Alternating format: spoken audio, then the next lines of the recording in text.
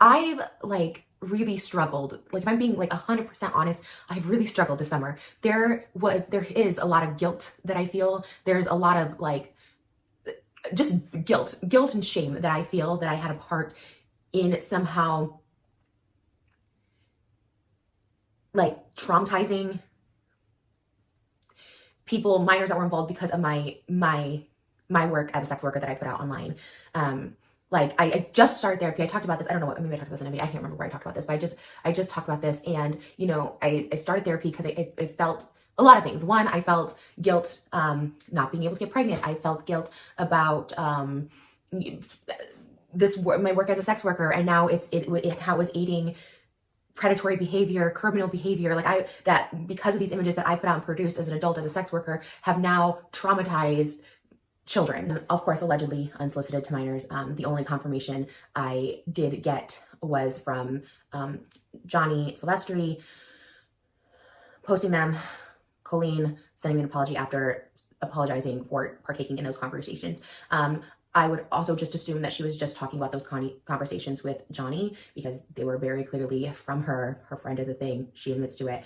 And there was a lot of issue I took with that. There was a lot of guilt I felt with that because once again, my nudes appeared to be unsolicited to this guy who worked for her, Johnny, who was an adult, but looked like he didn't ask for them.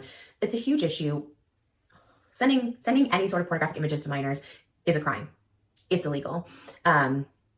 I, of course, believe Adam, but right now it's alleged because there's no, he didn't release photo statements for whatever reason. Maybe he doesn't have them. There was a long time. I don't know.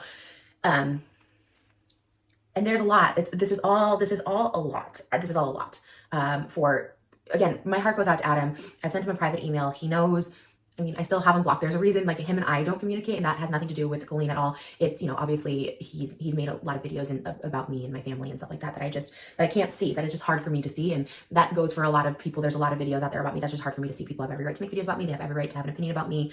And apparently a lot of people can just make stuff up too. And I at this point, it's just part of the territory. But this is, the stuff that he has confirmed, Adam, is very, very apparent that it was, a disgusting behavior. I don't think any grown person, I'm going to reiterate, I don't think any adult, any grown person of any age should be hanging out, going to lunch with a minor. I think it is manipulative. A lot of people throw around the word grooming, and there's something wrong with that person, someone in their 30s going and having these conversations. It's more than just inappropriate conversations. Like there's something unwell about that person, unwell about that dynamic, and I don't support that at all. So again, aside from my photos being involved allegedly between Adam and Colleen, there are clear behavioral patterns that are just absolutely disgusting. The tampering of evidence of her live, saying that he asked for them when she initiated, all of that stuff is out there and it's proven, and I of course stand with Adam on that. So regardless, I don't say that I don't, me and Adam don't converse, because I'm not trying to any sort of thing about his character.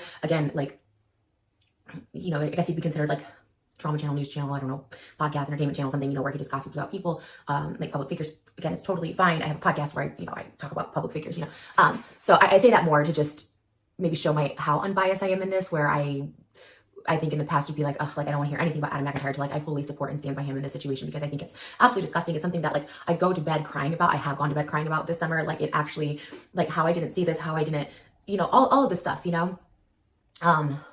And I also have to clarify really quick, and then I'm going to get to the soup video. I'm so sorry. I'm really just going to make this short. I also have to clarify really quick, because I think I heard Adam saying this in a video where I still went ahead and filmed the last podcast episode with Colleen after all this stuff came out. I went to go look at the date. I think it was June 5th, because I was looking at all this. I think June 5th is when we filmed the last one. I want to say those initial videos came out June 2nd, June 3rd. You can correct me if I'm wrong. I don't know the person who came out that first video saying I don't know, whatever the video was, that it was something I lied, or it was something that the initial video that started all this, I don't know the person's name. Basically, I lied on Colleen's behalf, or this was what's happening, or behind the scenes, something that kind of made it look or confirmed that Colleen was on the attack of Adam. Adam made the video I was right about Colleen.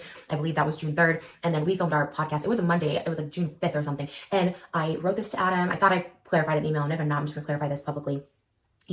I had no idea. I really, really do try to stay offline as much as I can.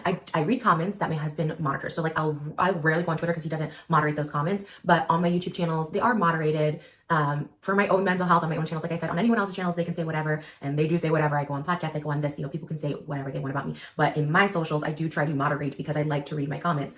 I don't have a moderator on TikTok. They're relatively nice on TikTok to me. And I don't have a moderator on Instagram. They're relatively nice to me there as well. But YouTube, I do. So, but I can't Google myself anymore on YouTube. I used to, like, even just type in my own channel, like Blonde Sandal 4MJ, like it just comes up and like titles would trigger me. There was something, oh my God, just recently I was so unaware of it at the time. I don't know what it was, but titles would just like trigger me. So I can't look at anything about myself, much less about someone else. And I said this time and time again, like, Colleen and I were like surface level friends before I became a mom. And I mean that like we maybe hung out like a few times to film videos. I always like got along with her. I always thought of her as like this wholesome person. I've always said this. I didn't know much about her character. I didn't know like her Miranda character. I didn't know much about like her really. We never hung out on like extended periods of time for me to think anything of her, bad or good. And I wouldn't think that she would think that of me either because we just never hung out that extended period of time. So once again, the shock of finding all this out is like very, very shocking and like probably definitely the most twisted like events I've ever had with someone that I was acquainted with on YouTube ever. Like of all the shocking turns and twists to my life I was taken as a social media influencer, like this was the most shocking to me. Like one, I never thought of her as this way, like having an ill opinion of me at all, the body shaming, all this stuff like that. I was just like, never would have thought, much less her like going in and taking my content and sending like unsolicited nudes, like, which by the way, once again, Colleen is very much in the wrong in this situation for a number of reasons, like the power dynamic, she is the entertainer and there's these fans that like look up to her and as Johnny says, like wants to seem cool or whatever. So I do, there's that, but I have to make this video. Oh, there's just so much.